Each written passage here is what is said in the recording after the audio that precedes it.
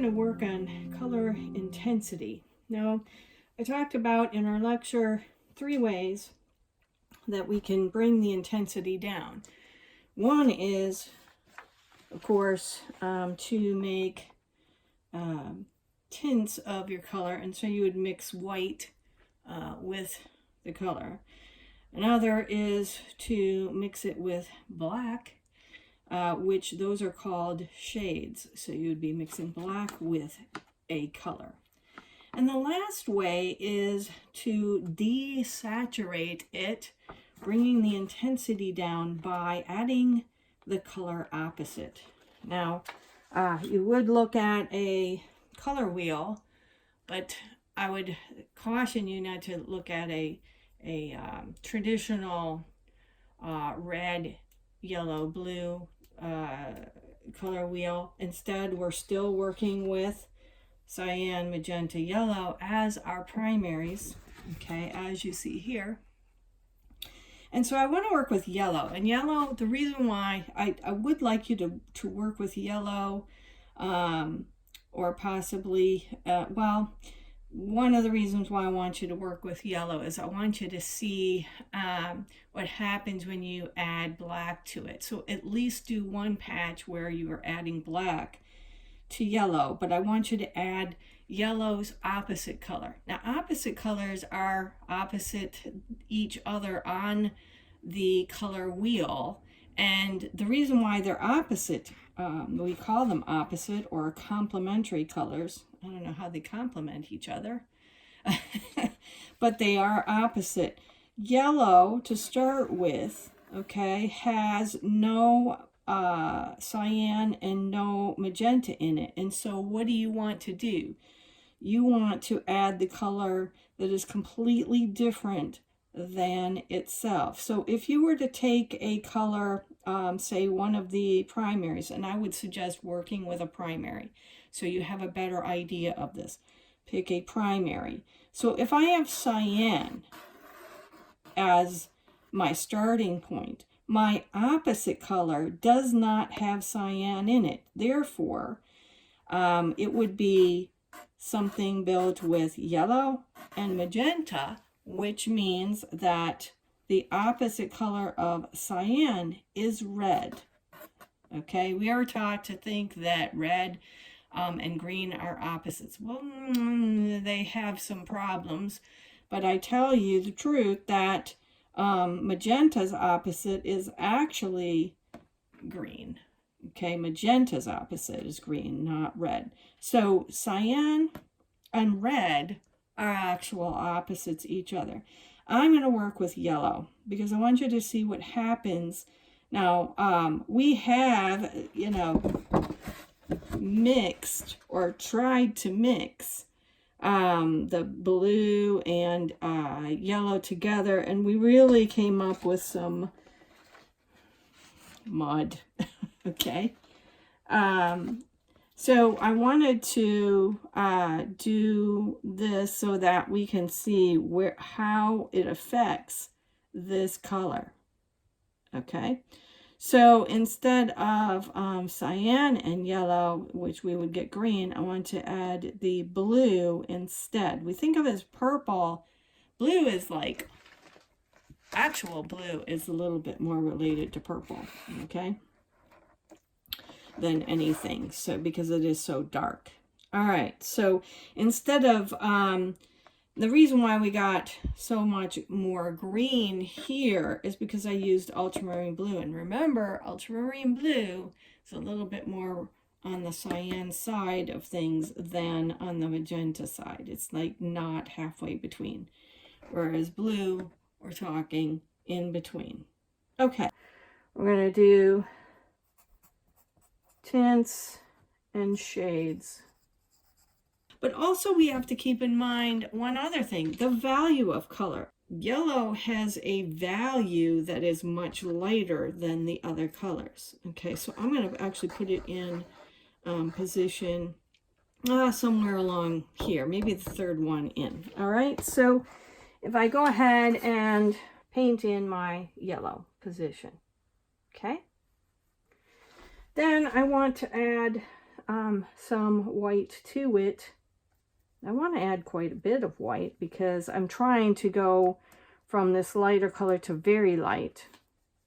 But we're just doing an experiment here. I just want to have you have a better understanding of color mixing and how one thing affects another.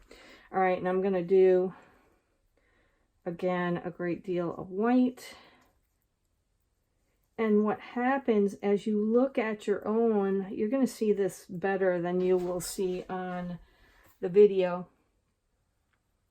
Okay, be neat and tidy. I'm just, basically putting this in to get kind of in a hurry. Okay, and if I wanted to go further, of course, I could do even another version of it, going lighter, whichever. Okay, so this is tints. All right, you're gonna see that by comparison, the yellow is becoming less intense going towards white. What do you think is going to happen if I add black to yellow? Yellow is going to get what? Darker. Okay, let's try it out. Yeah, I'm wasting a lot of paint, but, to get my point across. Okay. What happened with my yellow? Okay, yeah, it's darker. Oh boy, is it less saturated. Okay, very, very much. And so as I add more black to it, but I was expecting, were you? I was expecting a little more towards the brown. Weren't you expecting something more like a yellowish brown? And as we go darker, something kind of like this right here. Yeah, no, we're not going to get that. Look, it just looks more green, actually. And, of course, it's dull.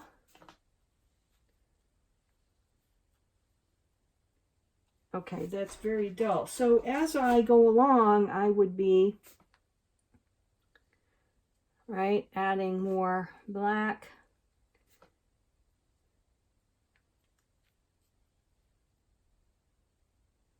But I was expecting something much more brownish. Okay. Now what I want to do is I need cyan and the magenta so that I can make a good blue here. Let's go like so. Okay. Want a nice good blue.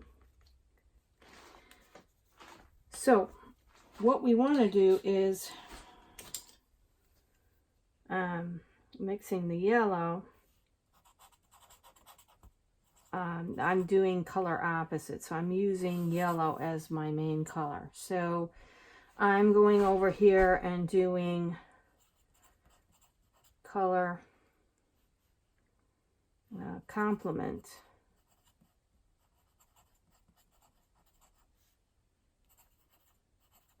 Or in other words, color opposites. Okay, so on one side I need my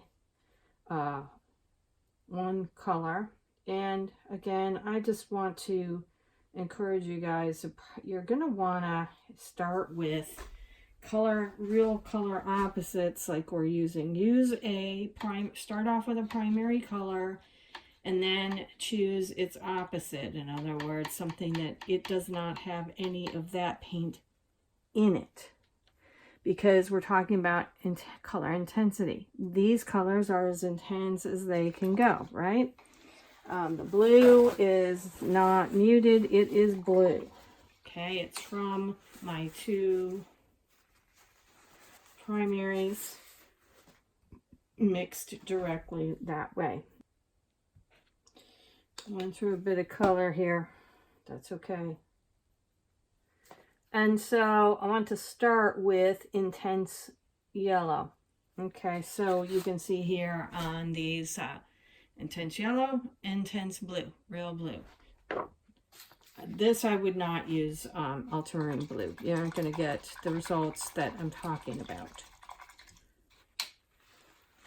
The thing it is overcoming what you guys have been taught in grade school and your high school classes or even other universities. I had to overcome it.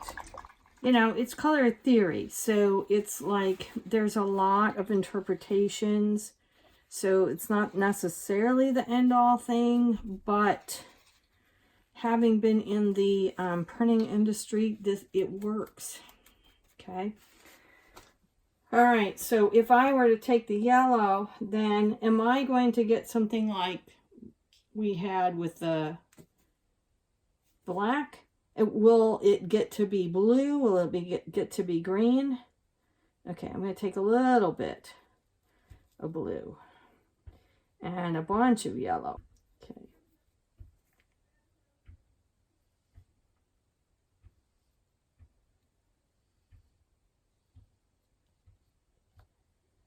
All right.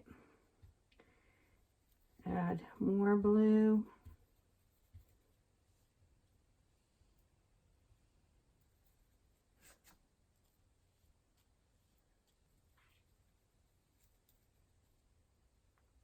Perfect.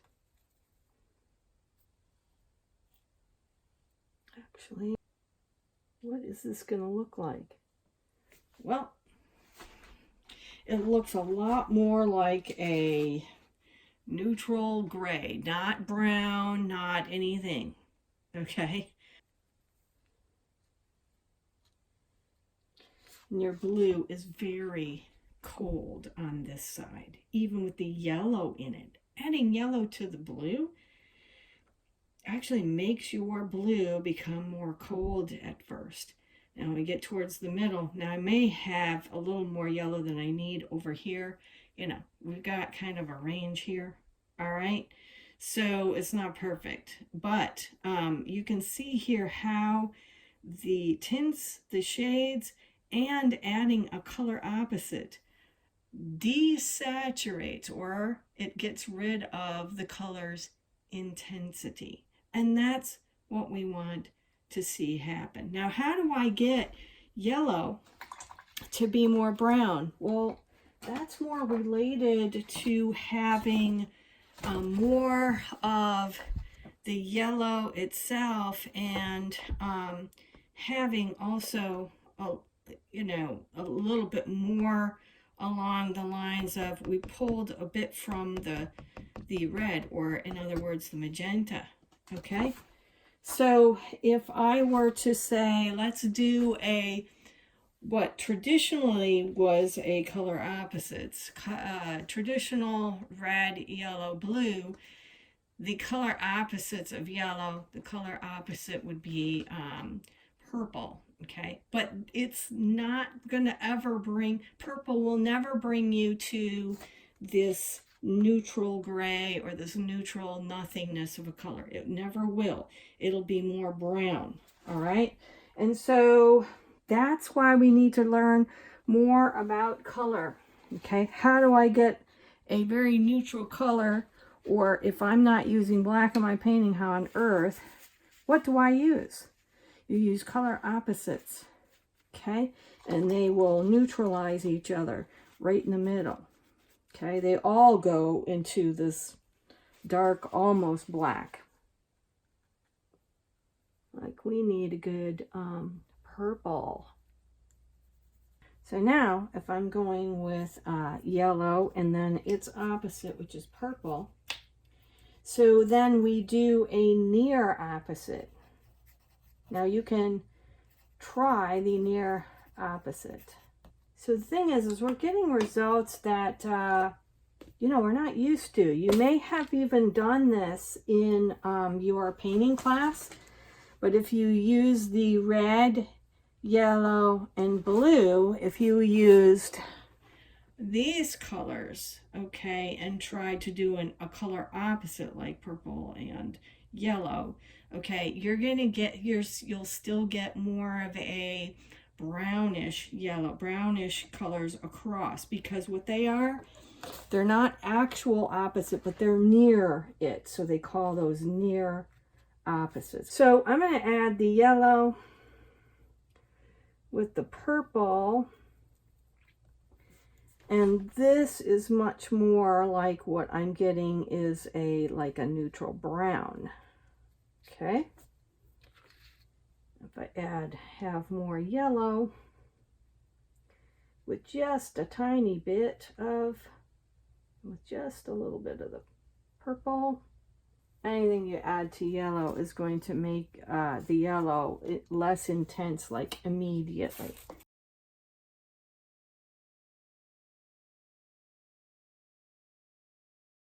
And that's much more like the yellow ochre, as opposed to, I tried to add black, and adding black, it looks much more like green. And of course, blue and yellow, we're getting kind of a greenish here. Yes, it's less intense, but it's going to be not exactly what you expect. Okay, so achieving a darker yellow, if you want to call it darker yellow, okay, then you need to add its near opposite, which has some warmth to it. You could even, you know, add like a warmer mauve or purple, and add a tiny bit to the yellow. It starts darkening it. Okay, it makes it more dark. It neutralizes it, but it still keeps it in the brownish range. Okay, the near opposite, which is purple. Okay, all right, so that's that for intensity. We do want to do this range for the tints and shades, and we want complementary color opposites, the actual color in opposite ends, and we start adding them together to go across. Your goal is in the middle to be a very neutral color that does not look like either one. Okay, it doesn't look more like blue and it doesn't look more like yellow. Okay, and to really look at that range, and if you're so inclined, try out the yellow and mix up a purple and add just a teeny bit of purple to it, and take a look and see what happens with the near opposite. Okay, it's not going to make it neutral gray. It is going to make what we think of as a darker yellow, like yellow ochre. All right, good luck.